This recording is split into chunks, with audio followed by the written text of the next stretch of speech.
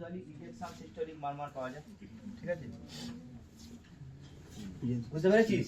ওই জায়গাটা যদি খুব বেশি সাইনাসিস বিএসডি জায়গাটা পাবো না, লার্জ বলে ইকুয়াল না, বিএসডি জায়গা পাবো না রে। লার্জ বিএসডি থাকে রাইট ভেন্ট্রিকুল আর লেফট ভেন্ট্রিকুলের মধ্যে প্রেসার ডিফারেন্স থাকে না, সেইজন্য ওইখান থেকে শান্ট হয় না। বুঝেছিস? এখানে থেকে জিজ্ঞাসা করবে যে যদি বেশি স্টেনোসিস থাকে তাহলে কি হবে, যদি বেশি সাইনাসিস থাকে তাহলে কি হবে, মারমার শুনতেই পাবো না, ঢাকা দিয়ে বেরোতেই পারলো না, এমনই ছোট দরজা কেউ বেরোতেই পারলাম না, তাহলে খেলে মারমার শুনতেই পাওয়া যাবে না। কিন্তু কোনটা বাড়বে? সাইনাসিস বাড়বে, কিন্তু মারমারের ইন্টেন্সিটি কমে যাবে। এটা হচ্ছে সিভিয়ারিটি বোঝার জন্য। যদি বলে পালমোনারি স্টেনোসিস তোমার সিভিয়ার আছে কিনা তুমি কি করে বুঝবে? এই যে টেট্রালজিয়া ফ্যালাট হয়েছে, এই টেট্রালজিয়া ফ্যালাটটা সিভিয়ার কিনা কি করে বুঝবে? ঠিক আছে, সিভিয়ার কিনা কি করে বুঝবে? একটা হচ্ছে প্রথম হচ্ছে ইন্টেন্স সাইনাসিস হবে, ডিপ সাইনাসিস মানে অ্যাট রেস্টেও সাইনাসিস হয়ে আছে, আর যার কম আছে তার কান্নাকাটি করলে হচ্ছে, এমনি সময় থাকলে চুপ করে যাচ্ছে। বুঝেছিস? এটা হিস্ট্রিকে আর ক্লিনিক্যাল মেথডস এর মধ্যে ইন্টেন্সিটি অফ দি মারমার যত বেশি সাইনাসিস হবে সেটা কমে যাবে, এই যত বেশি স্টেনোসিস হবে। ঠিক আছে, হাইপক্সিক স্পেল কার হবে?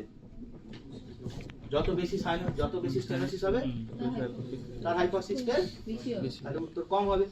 তাহলে যত বেশি হবে তত হাইপক্সিক স্পেল কম হবে। ঠিক আছে, হাইপক্সিক স্পেল একটা ক্লিনিক্যাল ফিচারের মধ্যে, ওটা আমি ম্যানেজমেন্টে বলবো বলে বলিনি, এখানে আমি বলে দিচ্ছি কেন হাইপক্সিক স্পেল হলে কম। তাহলে কি বললাম যে তুমি ক্লিনিক্যালি ওই যে দেখ বিএসডি পেশেন্টের আমাদের ছিল মাইল্ড মডারেট সিভিয়ার, তাহলে এখানে সিভিয়ারিটি তুমি কি করে অ্যাসেস করবে? ক্লিনিক্যালি তুমি কি করে সিভিয়ারিটি অ্যাসেস করবে? টেট্রালজিয়া ফ্যালাট। বুঝতে পেরেছিস? হিস্ট্রিতে কি বলেছিল? সাইনাসিস অ্যাট রেস্ট অথবা সাইনাসিস অনলি ডিউরিং ক্রাইম। যে অ্যাট রেস্টে আছে তার বেশি স্টেনোসিস, সেই জন্য তার বেশি সাইনাসিস একটা। 2 নম্বর হচ্ছে হাইপক্সিক স্পেল, যার বেশি স্টেনোসিস তার হাইপক্সিক স্পেল কম। কেন কম আমি পরে বলবো, তার হাইপক্সিক স্পেল কম। আর 3 নম্বর হচ্ছে যার বেশি স্টেনোসিস তার ইন্টেন্সিটি অফ মারমার কম। বোঝা গেছে? এবার যার হাইপক্সিক স্পেল, যার বেশি স্টেনোসিস তার হাইপক্সিক স্পেল কেন হয়, তাহলে আমাকে হাইপক্সিক স্পেল জানতে হবে।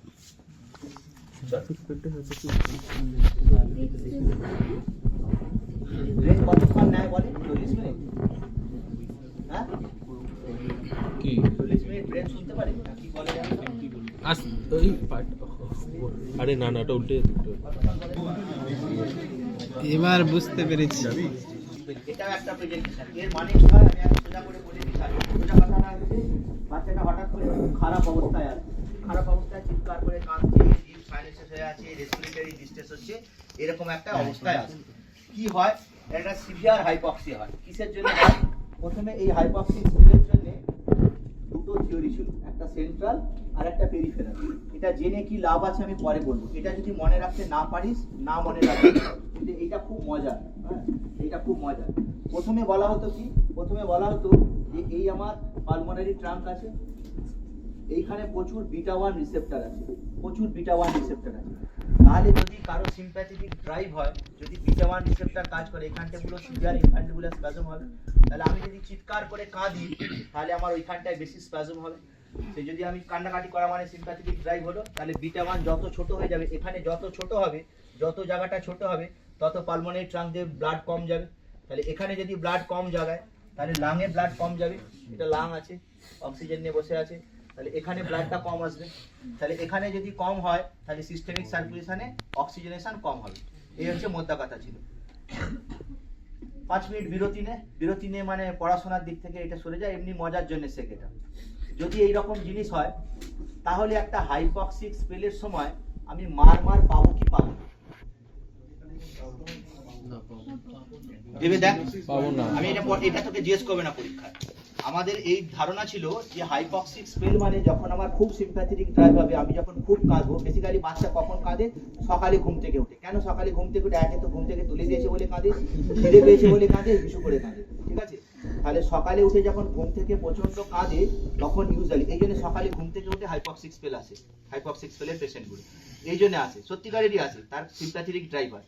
তখন ধারণা ছিল যে সিম্প্যাথেটিক ড্রাইভ হলে বিটা 1 রিসেপ্টরটা এখানে ছোট হয়ে যাচ্ছে, কনস্ট্রিক্ট করে যাবে, দিলে ব্লাডটা এখানে কম যাবে, সেই জন্য হাইপক্সিক স্পেল আছে।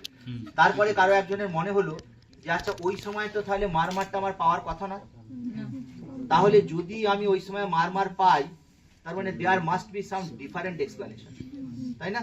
এবার দেখা গেল সত্যি সত্যি কিছু পেশেন্টের মারমার পাওয়া যায় না হাইপক্সিক স্পেলের সময়, আর সত্যি সত্যি কিছু পেশেন্টের মারমার পাওয়া যায়। হ্যাঁ, এটা জেনে কি হবে আমি পরে বলবো। তাহলে যাদের পাওয়া যায় তাদের নিশ্চয়ই এই মেকানিজম নয়, তাহলে অন্য কোনো মেকানিজম, তখন পেরিফেরাল থিওরি আবিষ্কার হবে। সেন্ট্রাল থিওরি কি ছিল? সেন্ট্রাল থিওরি ছিল বিটা 1 রিসেপ্টর আছে ইনফ্যান্ডিবুলামে, ইনফ্যান্ডিবুলার স্প্যাজম হবে, কারণ যখন যত সিম্প্যাথেটিক ড্রাইভ বাড়বে তত বিটা 1 রিসেপ্টর কন্ট্রাক্ট করবে, দিলে তো এই জায়গাটা আরো কনস্ট্রিকশন হবে, less blood to pulmonary trunk, less blood to lung, less oxygenation, less oxygenated blood to brain, brain তত আরো অ্যাজিটেটেড হবে, ঠিক আছে? ব্রেন তত আরো বেশি অ্যাজিটেটেড হবে, যত অ্যাজিটেটেড হবে তত আরো কান্নাকাটি করবে, তাহলে আরো অক্সিজেন ডিমান্ড বাড়বে, যত অক্সিজেন ডিমান্ড বাড়বে তুই পেরিফেরিতে অক্সিজেন নিয়ে নিলে ব্রেনে আরো অক্সিজেন কম যাবে, তো দ্যাটস এ ভিসিয়াস সাইকেল। এটা মোটামুটি পড়েছি।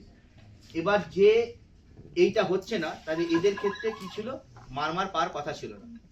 এবার কিছু পেশেন্টের ওই যে বললাম যে মারমার পাওয়া যাচ্ছে, তাদের পেরিফেরাল থিওরি কি হলো? বললো রাত্রে যখন ঘুমাচ্ছিল তখন কি হবে? চুপ করে শুয়ে আছে, ব্রেন সব রিল্যাক্সড হয়ে আছে, ভেনাস টোন কি হবে? ঘুমানোর সময় কম হয়ে যায়, তাহলে there will be peripheral cooling of blood, মানে আমার ব্লাডটা অ্যাক্টিভ সার্কুলেশনে গিয়ে অক্সিজেনেশন না হয়ে পেরিফেরিতে হাতে পায়ে পড়ে আছে, বুঝতে পেরেছিস?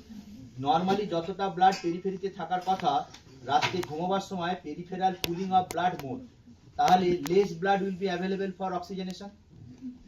এইটার কারণে হচ্ছে পেরিফেরাল থিওরি সাইনোটিক স্পেলের এক্সপ্লেনেশন, যে পেরিফেরাল কুলিং অফ ব্লাড হয়ে যায় রাত্রিবেলা ঘুমানোর সময়, রাত্রিবেলা ঘুমানোর সময় পেরিফেরাল কুলিং অফ ব্লাড হয়ে যায়, তো ব্লাডটা যদি আমার পায়ে পড়ে থাকে তাহলে লাঙে কম ব্লাড যাচ্ছে, রিলেটিভলি কম যাচ্ছে, তো সেইটার জন্য হাইপক্সিয়া হয়। এইটা জেনে কি পার্থক্য হবে? এটা জেনে কি লাভ করবে? এটা জেনে লাভ হচ্ছে যখন পেশেন্টটার ম্যানেজমেন্ট করতে সাইনোটিক স্পেল তুই যদি সত্যি সত্যি আইডেন্টিফাই করতে পারিস যে এই পেশেন্টের মার পাওয়া যাচ্ছে, তাহলে জেনে রাখবি এই পেশেন্ট প্রোপানলে কাজ রেসপন্ড করবে না, কারণ প্রোপানল আমি দিয়েছিলাম ওখানে বিটা ব্লকার হিসেবে, তাই তো? বিটা ব্লকার হিসেবে আমি প্রোপানল দিয়েছিলাম। যে পেশেন্টের সাইনোটিক স্পেলের সময় তুই মার খুঁজে পাবি সেই পেশেন্ট প্রোপানলে রেসপন্ড করবে না, তাহলে তোকে ডাইরেক্টলি জাম্প করে কেটামিনে চলে যেতে হবে। মরফিন তো পাওয়া যায় না, যখন ম্যানেজমেন্ট করবো সাইনোটিক স্পেলে তখন বলবো। বুঝতে পারলি কিছু? না বুঝতে পারলে কোনো অসুবিধা নেই। Central theory peripheral theory MBBS এ জিজ্ঞাসা করবে না, তো এটাই হচ্ছে তার কারণ। আচ্ছা, এবার যেটা ছিল সেটা হচ্ছে যার বেশি স্প্যাজম তার কম হয় কেন? দেখ, যার বেশি স্প্যাজম তার তো অক্সিজেনেশন কম, তাহলে আমার যদি ইনকাম 50% স্যাচুরেশন হয়, আমি ওই 50টাতেই অ্যাকাস্টাম্ড থাকবো। যার মোটামুটি কম ছিল সে 80তে অ্যাকাস্টাম্ড হয়ে আছে ব্রেন, তাই তো? তাহলে তার 70 এলেই খুব কষ্ট, আর আমি তো সাইনোসিস্ট হয়ে আমার স্যাচুরেশন চিরকালই 50%, রাত্রিবেলা কান্না করে আর কতটুকু কমাবো? বুঝতে পারলি আমি কি বললাম? যার ব্রেন, যেমন ধর একদম সোজা কথা বলছি, একটা সাইনোটিক স্পেলে ডেন্টালজিয়া ফেলাতে স্যাচুরেশন কত থাকে? 60, 70, 65। আমি কি 65 হওয়া পর্যন্ত বাঁচবো না, তার আগে আমার ডেথ হয়ে যাবে, তাই তো? তাহলে ও আছে কি করে? ওর সিএনএস ওইভাবেই অ্যাকাস্টাম, তাহলে যে পেশেন্টের সাইনোসিস বেশি হয়ে আছে তার স্যাচুরেশন সব সময় কম, সেই জন্য তার আরো অনেক কম হলে তবে সে হাইপক্সিক স্পেলে যাবে। বোঝাতে পারলাম? হাইপক্সিক স্পেলে যাবে, নাহলে সে হাইপক্সিক স্পেলে যাবেই না। তাহলে কেউ 60-এ হাইপক্সিক স্পেলে যাবে, কেউ 70-এ হাইপক্সিক স্পেলে যাবে, কাউকে 40-এ নামতে হবে। যার সিভিয়ার স্প্যাজম তাকে 40-এ গিয়ে নামলে তবে হাইপক্সিক স্প্যাজম হবে, হাইপক্সিক স্পেল হবে। বোঝাতে পারলাম আমি কিছু? সেই জন্য যার সাইনাসে যত স্প্যাজম বেশি থাকে, ইনফ্যান্ডিবুলার স্টেনোসিস বেশি থাকে, তারা হাইপক্সিক স্পেলে বেশি যায় না, কারণ ওভারঅল সে সব সময় ডিপ নীল হয়ে পড়ে আছে, সে সারাক্ষণ ডিপ নীল হয়ে পড়ে আছে, তো ওটাই বেঁচে আছে, ওটাকেই করবে। আর যে 80-তে 85-তে আছে তার 70-এ এলেই সাইনোটিক স্পেলে চলে যাবে। বুঝতে পেরেছিস কি বলেছি? তাহলে এই জন্য সিভিয়ারিটি যখন বুঝবো তখন এই কারণে